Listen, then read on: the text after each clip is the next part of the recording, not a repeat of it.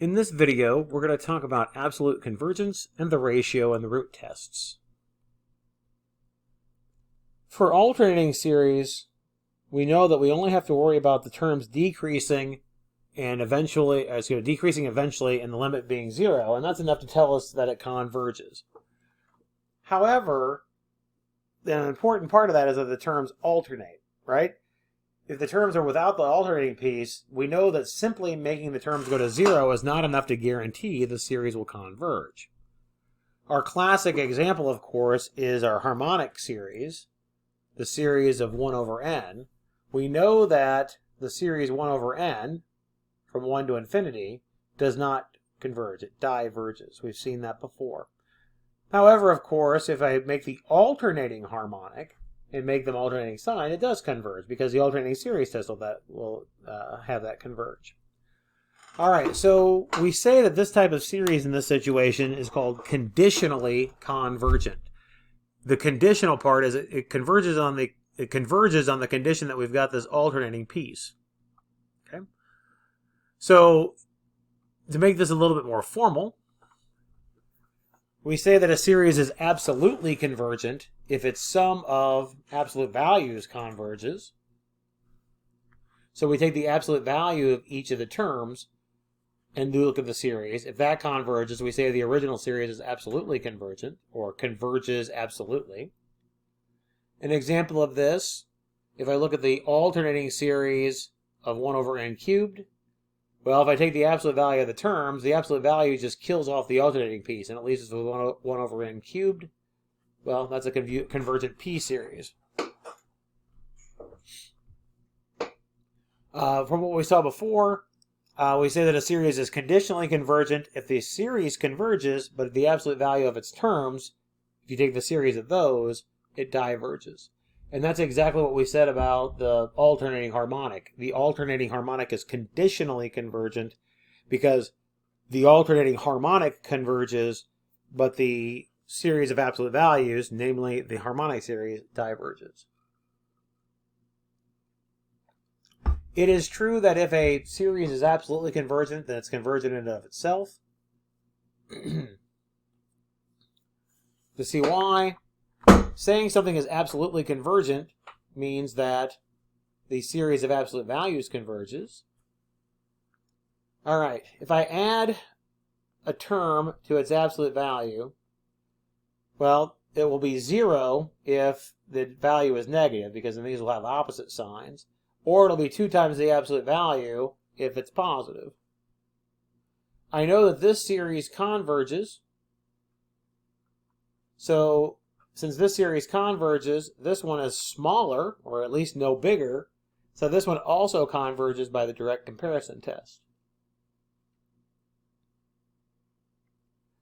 So now, when I look at the series of a sub n's, it's the sum, actually it's the difference, of 2 convergent series, namely the series of the absolute values and the series of the terms added to their absolute values.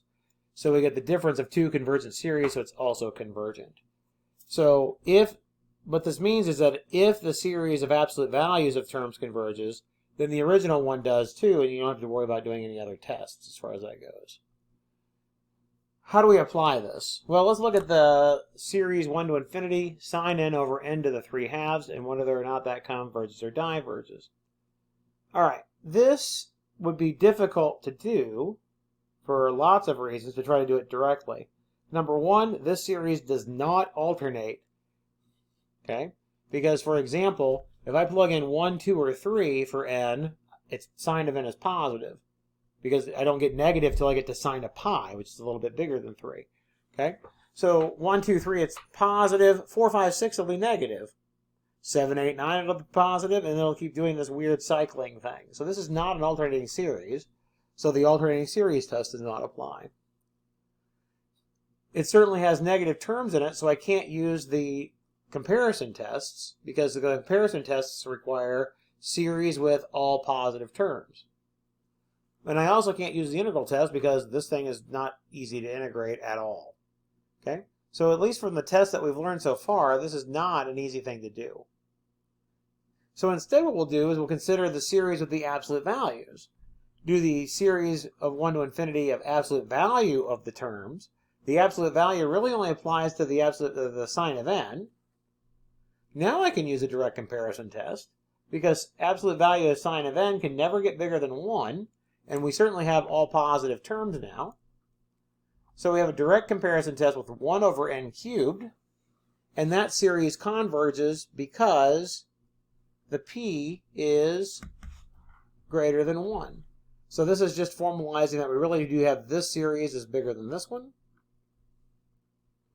We have a convergent p series, so the original series must also, the absolute value of the terms, the series with the terms in it, we're doing the absolute value of the terms, that series also converges by the direct comparison test. So then going back to the original, it tells us that that one converges by the fact that absolute convergence means convergence. All right. Well, there's a couple of new tests that we can use to help us determine whether or not a series is absolutely convergent, and that's the ratio and the root tests. For the ratio test, we're going to look at a limit of the ratio of consecutive terms, the n plus first term over the nth term. And let's assume that this limit is bigger than 0. Actually, it could also be 0. It doesn't have to be strictly greater than 0. It could be greater than or equal to 0. It could also be positive. It could also go off to infinity. All right. If the limit turns out to be less than 1, then the series is going to be absolutely convergent. If the limit is greater than 1, then it is divergent. If the limit is equal 1, the test is inconclusive. Use a different test. All right. The reason why this works is, I'll just give you a really brief idea. If the limit turns out to be less than 1, you can show that this series ends up being dominated by a certain geometric series that converges. If the limit is greater than 1, you can actually show that the terms don't even go to 0. And then if the limit is equal to 1, we'll see why we have an inconclusive test. Let's see how this works. Let's see if we can determine whether or not this series negative 1 to the n to the 4th over 2 to the n converges or diverges.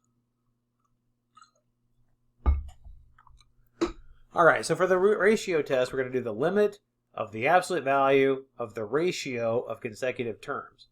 So the numerator is going to look exactly like the terms of the series, except that we're going to take out the n and put in n plus 1. So we'll get negative 1 to the n plus 1 to the 4th over 2 to the n plus 1, and we divide that by the nth term. All right, let's do some algebra. First, the absolute value bars will kill the negative 1s. All right, this is going to make them all positive. And then let's put the pieces together that match. N plus 1 to the 4th over n to the 4th kind of matches, and the 2 to the n over 2 to the n plus 1 kind of matches. This 2 to the n is going to go up to the top, right, when we invert and multiply. All right, what can we do? Well, this one doesn't really simplify, but I can rewrite it as n plus 1 over n raised to the 4th power. The second factor really does simplify because we have 2 to the n over 2 to the n times 2, right? If we split up the n plus 1 power, that would be 2 to the n times 2 to the 1st. So that simplifies to a half. Now we can take the limit. N plus 1 over n goes to 1. Raise it to the 4th power certainly still goes to 1. So we get 1 times a half, or a half. That limit turns out to be less than 1, so the original series is absolutely convergent by the ratio test. And that's how we use the ratio test. Let's do another one. Let's look at the sum of the series n equals 0 to infinity of n to the n over n factorial. See if it converges or diverges.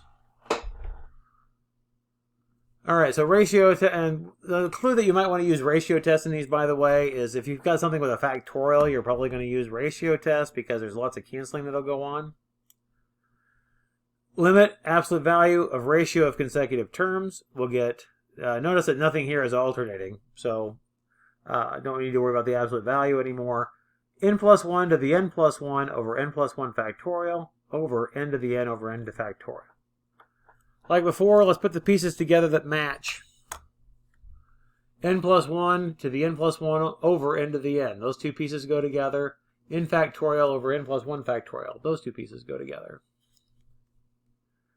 Let's do a little algebra here. We have n plus 1 to the n times n plus 1. And that's over n to the n. We've got n factorial over, well, I can rewrite n plus 1 factorial as n plus 1 and then times n factorial. The next factor would be 1 less than that.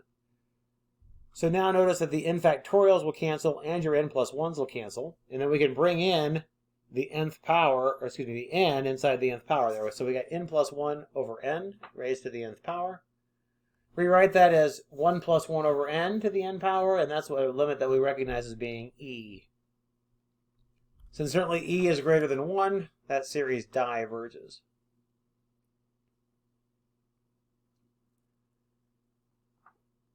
We said in the comparison test section that p-series are great to work with because we can look at p-series and determine whether or not they converge or diverge.